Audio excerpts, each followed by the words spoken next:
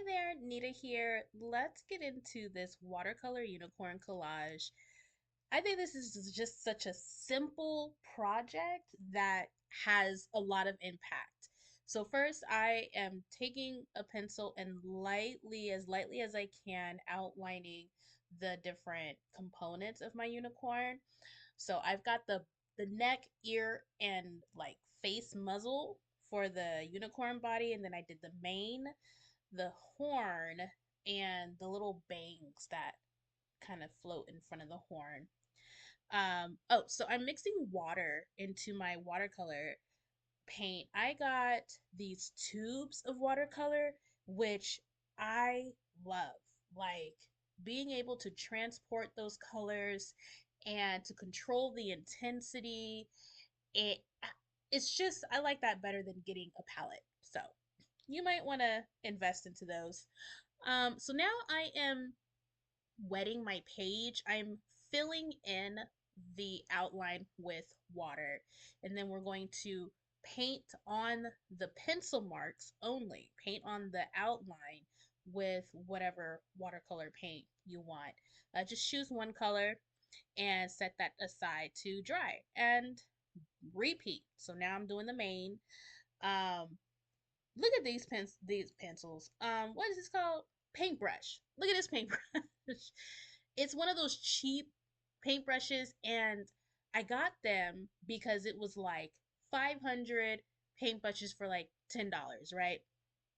And I thought this is awesome.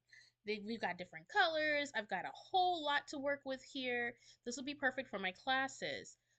But the bristles are not the best. One, I mean, of course, they're cheap color or they're cheap paints, so they're cheap paint brushes. Goodness, so of course the bristles are not going to be the best. But it was tearing up my paper, and it wasn't picking up enough water for me, so I had to keep going in into the water and overworking my paper, and I ended up getting like these little rolls because the paper was dissolving, So definitely recommend like not overworking your paper and using better brushes. I'm going to buy better brushes because I want my students to experience what I experience when I paint. Use the materials that I use when I'm doing crafts. So we'll get rid of those cheapo paintbrushes here soon. But as you can tell right now, we're cutting out all the components.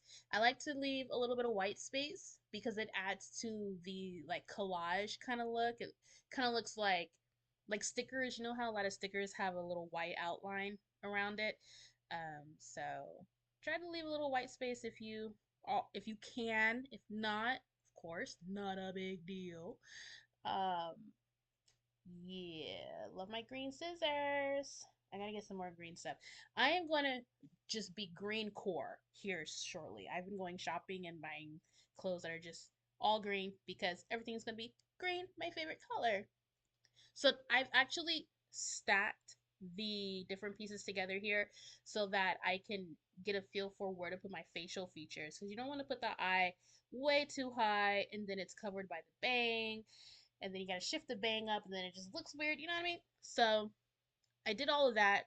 Best to wait until all of the pieces are completely dry.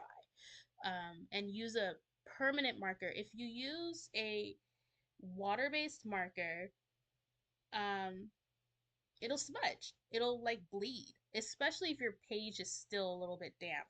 And then if it gets wet later, it'll bleed.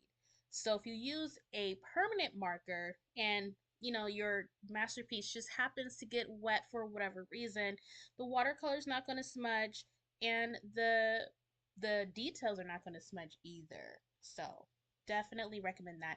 And you can even take this a step further. I'm using a black Sharpie. You could use the same color or like a family of colors. So like for the horn here, instead of using black, you could probably use orange and brown for details.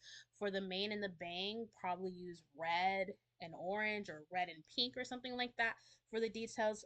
That would pop. Awesome sauce. Now I'm using double-sided tape for this part. You can use glue, of course. You use whatever adhesive you want. I just find that tape, glue dots, stuff like that are just time savers because you don't have to wait for those things to dry. And speaking of waiting to dry, I would recommend like doing a couple different crafts here. So like you did all of the components for the unicorn, maybe you're going to do a different unicorn, or maybe, I don't know, a different unicorn. So that you're busy doing something while you're waiting for everything to dry. So this is what it looks like when it is all put together.